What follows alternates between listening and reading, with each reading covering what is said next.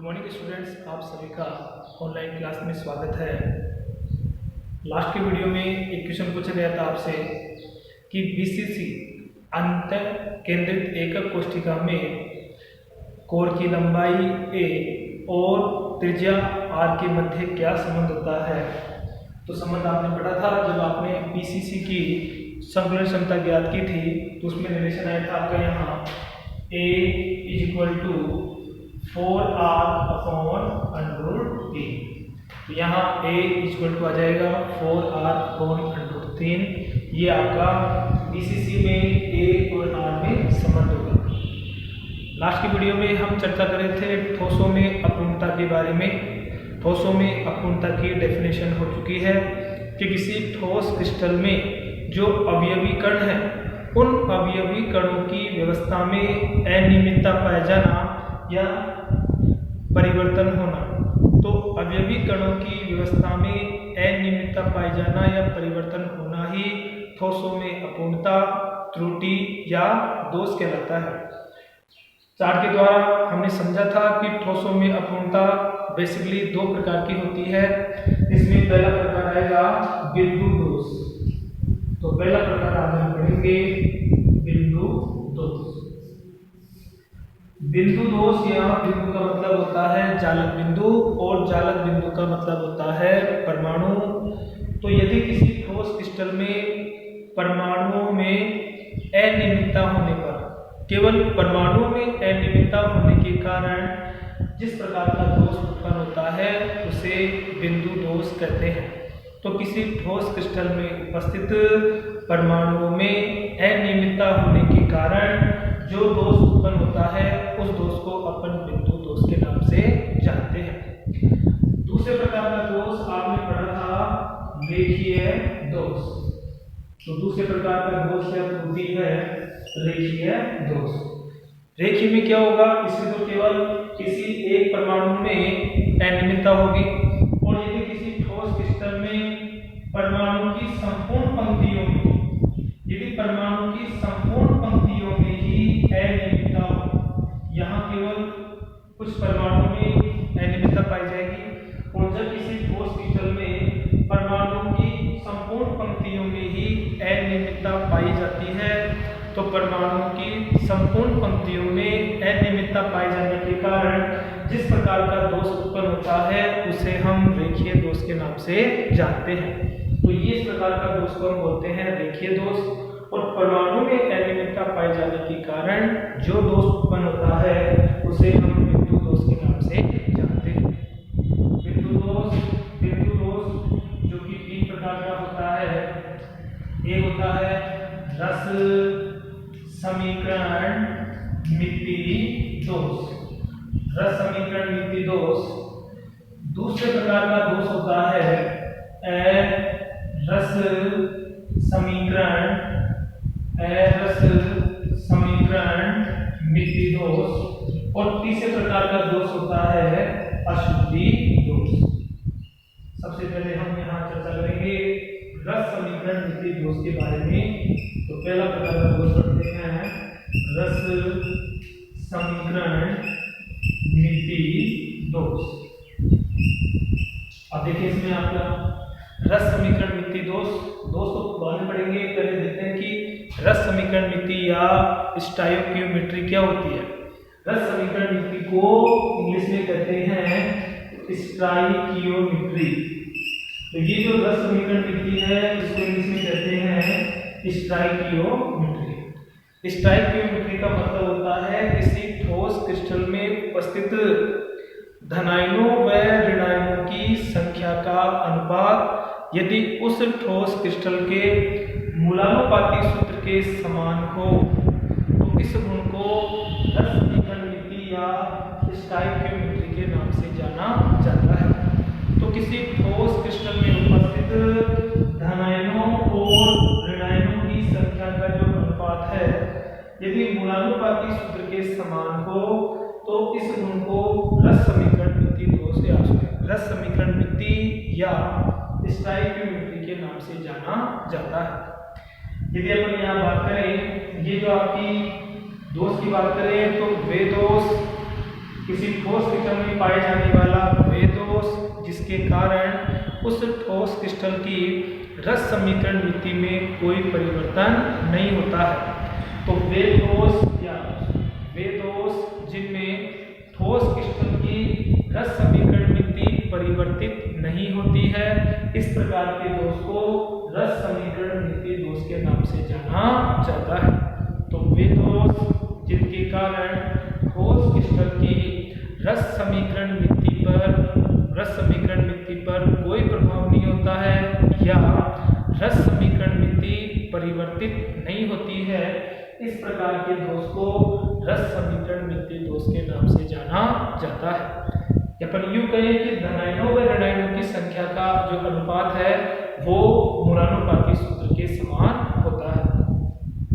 रस समीकरण नीति दोष आपने पढ़ा था चार्ट में, दो प्रकार की त्रुटियां होती हैं, दोष होते हैं। इसमें एक होती है शॉर्टकी त्रुटि या दोष और एक होती है फ्रैंकल त्रुटि या दोष। तो दो काफी इंपोर्टेंट है एग्जाम की दृष्टि से, शॉर्टकी दोष और फ्रैंकल दोष।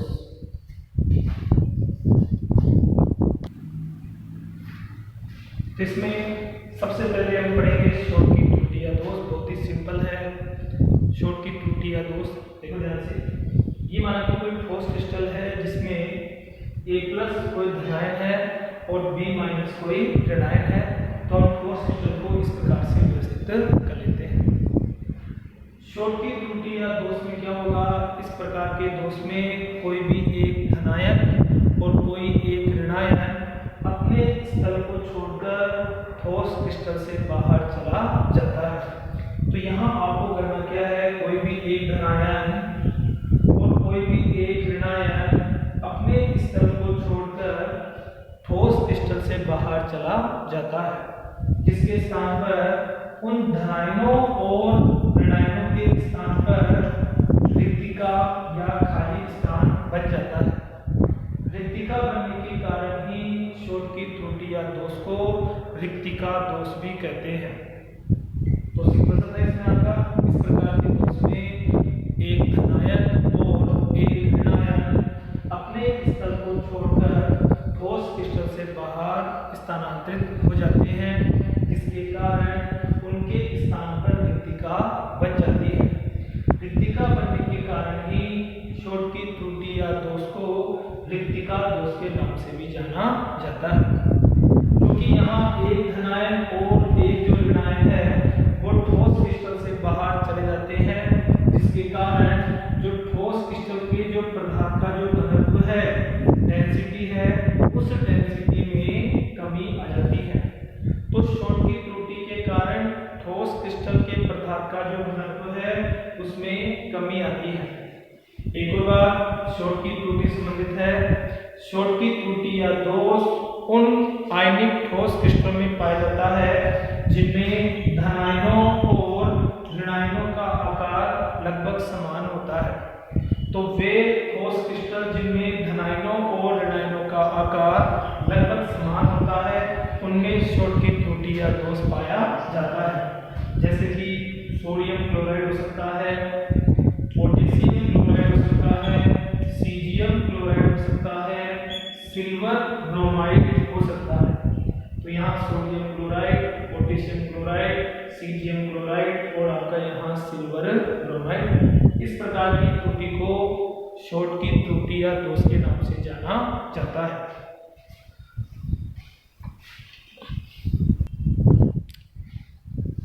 दूसरे प्रकार की त्रुटि या दोष है फ्रैंकल त्रुटि या दोष। ध्यान सुनिए, इसमें बहुत ही सिंपल है फ्रैंकल त्रुटि। फ्रैंकल त्रुटि या दोष इस प्रकार के दोष में कोई एक धनायन अपने स्थल को छोड़कर अंतराकाशी स्थल में प्रवेश कर जाता है।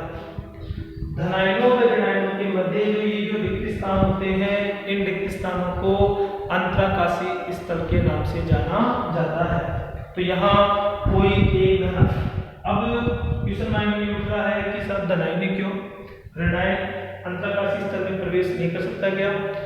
क्योंकि इस प्रकार की त्रुटि उन आयनिक ठोस क्रिस्टलों में पाई जाती है जिनमें धनायनों का आकार ऋणायनों की अपेक्षा बहुत ही छोटा या कम होता है। धनायनों का आकार कम होता है इस कारण से कोई भी एक धनायन अपने स्थल को छोड़कर अंतराकाशी स्थल में प्रवेश कर जाता है। अंतराकाशी स्थल में प्रवेश करने के कारण ही इस प्रकार की त्रुटि या दोष को अंतराकाशी दोष के नाम से भी जाना जाता है। तो यहाँ ये जो फ्रैंकल त्रुटि है इसे अंतराकाशी दोष भी कहा जाता है। शोध की त्रुटि में हमने पढ़ा था, जब शोध की त्रुटि होती है तो धनायन ऋणायन बाहर जाते हैं। धनायन ऋणायन बाहर जाएंगे तो जो डेंसिटी है उस डेंसिटी में कमी आ जाती है। डेंसिटी में कमी आएगी, लेकिन यहाँ देखो धनायन ठोस क्रिस्टल से बाहर प्रवेश नहीं किया है, ठोस क्रिस्टल के अंदर ही है। तो फ्रैंकल त्रुटि या दोष के कारण जो ठोस क्रिस्टल है उसके घनत्व में कोई परिवर्तन नहीं होता है। तो ये जो आपका घनत्व है वो अपरिवर्तित रहता है। तो फ्रैंकल त्रुटि या दोष के कारण ठोस क्रिस्टल का घनत्व अपरिवर्तित रहता है। फ्रैंकल त्रुटि या दोष उन आयनिक ठोस क्रिस्टलों में पाई जाती है जिनमें धनायनों का आकार ऋणायनों की अपेक्षा कम होता है या धनायनों व ऋणायनों के आकार में भिन्नता होती है। जैसे कि अपन यहाँ ले सकते हैं जिंक सल्फाइड हो सकता है, सिल्वर क्लोराइड हो सकता है, सिल्वर ब्रोमाइड हो सकता है। यहाँ सिल्वर ब्रोमाइड जो ठोस क्रिस्टल है वो अपवाद है, क्योंकि सिल्वर ब्रोमाइड एक ऐसा ठोस क्रिस्टल है जिसमें शॉर्ट की त्रुटि भी पाई जा सकती है और फ्रैंकल त्रुटि भी पाई जा सकती है। तो यहाँ ये जो आपका सिल्वर ब्रोमाइड है वो अपवाद स्वरूप ऐसा ठोस क्रिस्टल है जिसमें शॉर्ट की और फ्रैंकल दोनों प्रकार की त्रुटियां पाई जा सकती है। तो इसको बोलते हैं अपन फ्रैंकल त्रुटि या दोष।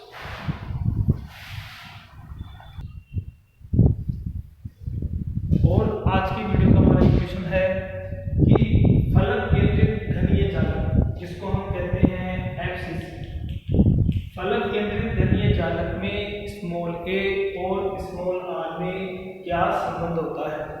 तो फलक केंद्रित घनीय जालक में स्मॉल ए और स्मॉल आर में संबंध लिखना है।